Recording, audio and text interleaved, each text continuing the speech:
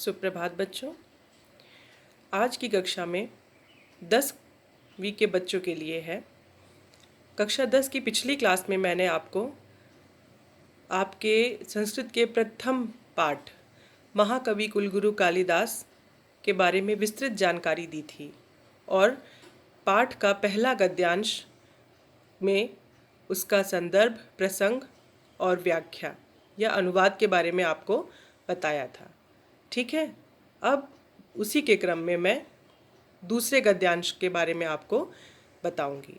दूसरा गद्यांश है वाग देवता भरण भूतस्य। चूँकि पूरा गद्यांश मैं नहीं पढ़ रही हूँ, डैश डैश करके उसका अंतिम प्रस्तुतवंती। ठीक, अब इसका शब्दार्थ हम देख लेते हैं। वाग देवता भरण भूतस्य, वाणी के देवता के आभूषण स्वरूप, प्रथित यशसः, प्रसिद्ध यश वाले, वृत्तम वृत्तांत, विवाद कोटिम, विवाद की श्रेणी को, नातिक्रमाति नहीं लांघता है, इतर दूसरे, आत्मज्ञान ज्ञापने अपना परिचय देने में, धृत मौन मौन धारण किए हुए, स्वयं वाचा अपनी वाणी को, अवलंबते सहारा लेते हैं, अंतर बहिः साक्ष्यम अंतः और बाहरी साक्ष्य, यावक्षक्यम यावत धन शक्यम जितना संभव है, प्रस्तुवंती प्रस्तुत करते हैं। संदर्भ उसी प्रकार रहेगा जैसे प्रथम गद्यांश का था। अब इस गद्यांश का प्रसंग है कि प्रस्तुत गद्यांश में कालिदास के जन्म वृत्तांत की अनभिज्ञता के बारे में बताया गया है। मतलब उनका कोई निश्चित समय नहीं है। अब इसका अनुवाद देख लेते हैं। सरस्वती देवी के अलंकार स्वरूप प्रसिद्ध यश वाले कालिदास का जन्म किस प्रदेश में, काल में और कुल में हुआ था तथा उनके जन्म का वृत्तांत क्या था, यह अभी भी विवाद की सीमा से परे नहीं है, अर्थात विवादास्पद है। दूसरे कवियों के समान कालिदास अपना परिचय देने में, अपनी रचनाओं में लेने मात्र से ही में प्रायः मौन धारण किए हुए हैं।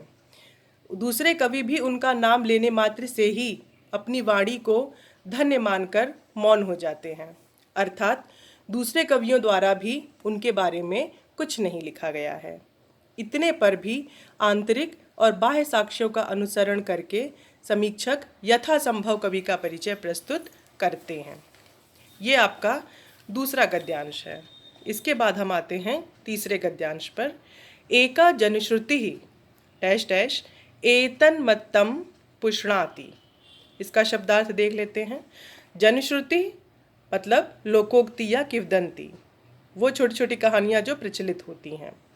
ख्यापितः बताया गया, अत्रापरा अत्र धन अपरा मतलब यहाँ दूसरी, समुत्पद्यते उत्पन्न होती है, सुतरम भली प्रकार, विक्रमोदित्य पाधिम विक्रमादित्य की उपाधि का, सभार लेश्वेकः सभारत्नेषु धन एकः यानी सभारत्नों में एक, ख्रीष्टा शब्दात ईस्वी वर्ष से, प्राक पहले, सिद्ध्यति सिद्ध होता है, नेक मत्यमस्ति एक मत नहीं है, एतावान इतनी, साधयितुम सिद्ध करने के लिए, लब्ध जन्मासीत जन्म हुआ था, सातिशय अत्यधिक और पुष्णाति यानी पुष्ट करता है। इसका संदर्भ भी यथावत रहेगा। प्रसंग है, प्रस्तुत गद्यांश में कालिदास के जन्म और उनके स्थिति काल के विषय में प्रचलित विभिन्न मत दिए गए हैं। अनुवाद।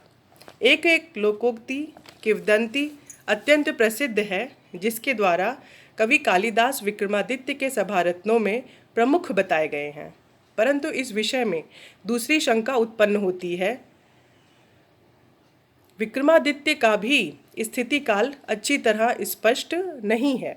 कुछ लोग मानते हैं कि यह कवि विक्रमादित्य की उपाधि धारण करने वाले चंद्रगुप्त द्वितीय के समकालीन थे। कालिदास के मालविकाग्निमित्रम नाटक का नायक अग्निमित्र शुंग वंश का था। उसी ने विक्रमादित्य की उपाधि को धारण किया, जिसकी सभा के रत्नों में कालिदास एक थे। ये आपका तीसरा गद्यांश अभी हो रहा है। सॉरी। उस राजा की स्थिति काल, इसका अनुवाद देखिए, ईसवी सन से पूर्व था।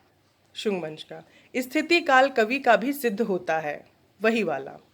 कवि कालिदास के जन्म स्थान के विषय में भी एक मत नहीं है।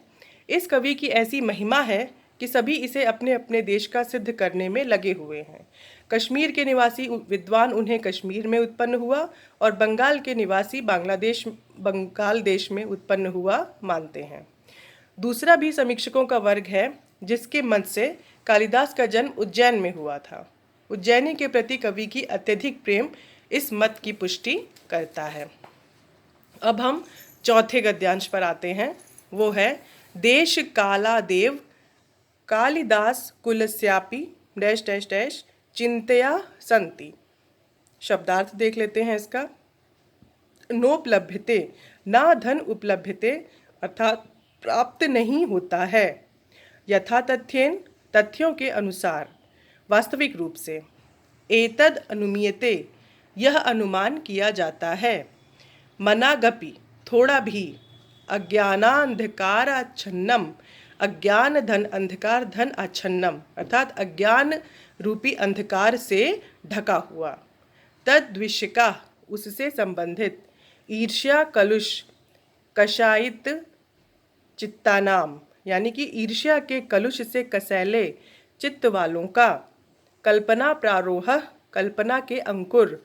चिंत्या, विचार करने योग्य। संदर्भ इसका भी यथावत ही रहेगा और प्रसंग है कि प्रस्तुत गद्यांश में कालिदास के कुल के विषय में विचार व्यक्त किया गया है। अनुवाद है, देश और काल की तरह ही कालिदास के कुल का भी स्पष्ट परिचय प्राप्त नहीं होता है। उनकी रचनाओं में वर्ण, आश्रम और धर्म की व्यवस्था का उचित प्रतिपादन होने से यह अनुमान किया जाता है कि उनका जन्म ब्राह्मण कुल में हुआ था। विचार से वे शिव में अनुरक्त थे, तो भी उनका धर्म भावना में थोड़ी सी भी संकीर्णता नहीं है। शिव के भक्त होते हुए भी रघुवंशम में राम के प्रति अपनी भक्ति भावना को उन्होंने उदार मन से प्रकट किया है। कालिदास का जीवन वृत्त सभी प्रकार से अज्ञान और अंधकार में छिपा हुआ है। उनके विषय में अनेक जनश्रुतियाँ फैली हुई हैं, किंतु वे सभी ईर्ष्या और कालुष्य से कलुषित मन वालों की कल्पना के अंकुर ही हैं। अतएव सभी प्रकार से विचार करने योग्य हैं। तो बच्चों, आज हमने गद्यांश 4 तक आपको प्रसंग, संदर्भ और अनुवाद बताया है। ठीक है। इसमें कुछ ईसवी और ईसा पूर्व के बारे में मैं आपको बता दूं। ईसवी वो होता है जो क्रिश्चियन धर्म के जो देवता हैं ईसा मसीह, उनके जन्म के बाद की घटना। और ईसा पूर्व क्या होता है, ईसा मसीह के जन्म से पहले जो घटनाएं घटी हैं उसको ईसा पूर्व कहते हैं। ठीक है। तो इस प्रकार आज की कक्षा समाप्त करती हूँ। नमस्कार।